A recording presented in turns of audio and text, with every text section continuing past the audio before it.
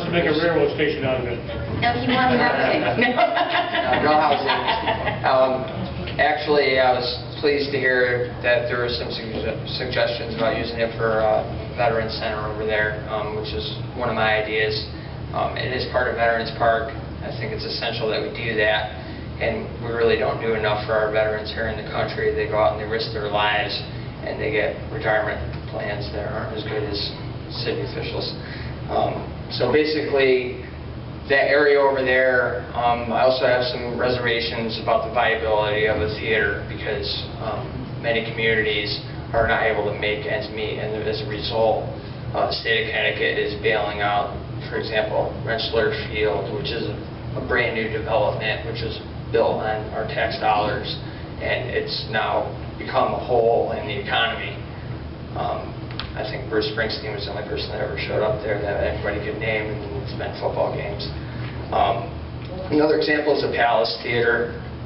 They just needed to do some repairs to their roof, and they had some interior work that had to be done. I don't have the facts and figures with me because I can't spend all my time doing research, but I can bring that back to the table. I think we really need to take a look at the economic viability of the theater itself and take that into a different perspective as the rest of the building. We can attack the rest of the building and try to make it sustainable economically in a different way. We can rent some offices maybe. I heard Renaissance is looking for a new place. I'm not suggesting that we give them the building or anything, but that's just an example of one office that we can put in there. We should definitely designate one part of that building that's going to be self-sustaining. It's not going to run off with subsidies from the taxpayers. I have no problem with if you want to have an incubator in there, that's fine. But balance it with something that's bringing revenue in so that it's not all lopsided.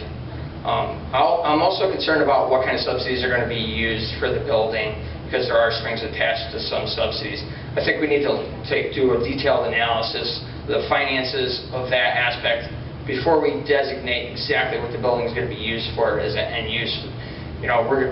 We're trying to start at the end of the project and work our way to the beginning, and we're going to back ourselves into a corner if we do that.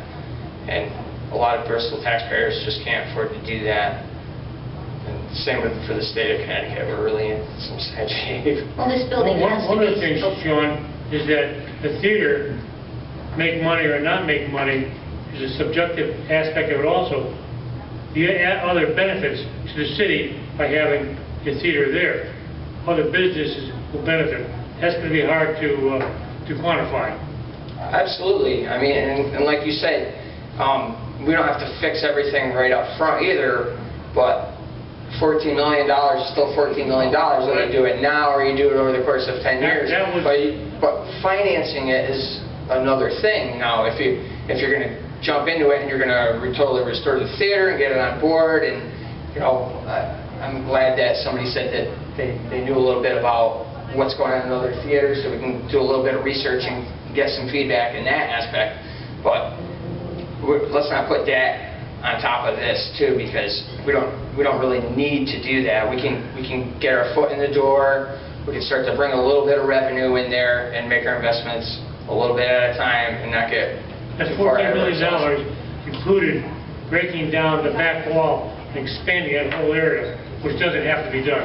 Yeah, exactly. I mean, in theater seats, I mean, you don't need to replace all of them right off the hop either. You don't know if you're going to have a theater even half full over there. Yeah. But we can also incorporate, our own arts groups, and on top of that, you never know, we might end up with our own theater group here in Bristol. And we already have one. Well, I mean, we could promote it, and we can sell tickets right here and put a portion of that towards the proceeds of restoring the theater, rather than just relying on tax subsidies to do it. You know what I'm saying? I think I don't think anyone's, for me, I'm not talking about tax subsidies at this point. I'm talking about looking to see how other people have done it first. Well, we need to think about the economic sustainability of the project at the same I don't time. think anybody's not saying that. right. This is not going to be a burden on the taxpayers. What we just look at what revenues can come in from a theater, what revenues can come in from rentals, It may be a fronted-up cost that ultimately return back, but it has to be a building that can carry its weight. We can't put this all on the backs of the taxpayers to say, hey, go spend these millions of dollars, and we're going to, if it doesn't return an investment, who cares? We've got to do our job right to make sure that the building is recovered, the building has a purpose, but it's not going to be something we all think. I can't think of the cliche of what you call something you put the money into and it just, Not viable. Well, no, there's another word I'm thinking of, but we just can't be doing that. We're going to true Board of Finance chairperson. That's right. So the building's costing the city about $200,000 a year to maintain it as is, but if it was actually used, it would cost more, because you would have more lights, you'd have more heat, you'd have more water. So you do have to concentrate on thinking of probably, $400,000, $300,000 as an annual revenue stream just to break even. Maybe we can expand on the ladies talk about Richfield as to how that town benefited by the theater outside the theater itself. Well, They may have an idea of the benefits. Have you seen the Niagara? I haven't. I want you to read it. They posted it online. Yeah. It is a blueprint and a mirror image of the theater that we have, and it outlines exactly how this town, a very blue-collar town, rallied around this theater with the support of the city and the mayor, and what they were able to accomplish, and you will be amazed. You're talking about Niagara Falls, right? Niagara Falls Performing Arts Center, they did an enormously good job of it. So, I mean, It's a blue-collar town. Read the study. Read it. that's a tourist destination. It might be a tourist destination, but the people have a lot more things to go do than to go to a playhouse. So it's harder to build a facility like this when there are a lot of other attractions and natural wonders. So if they were made successful, and actually it's on the United States side, which isn't as built up as the Canadian side, If you read the study, it was not a great area. It was a school that was going to be torn down.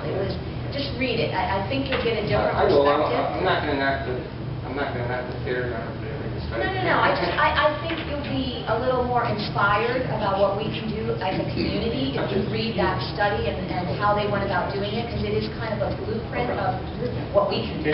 I'm just looking at the other theaters in the state, and from the financial aspect, it's become difficult and impossible The for arts some in general communities are like that. to- And All right. if everybody We can't have a sidebar like this for too much longer. So, Mr. Mills.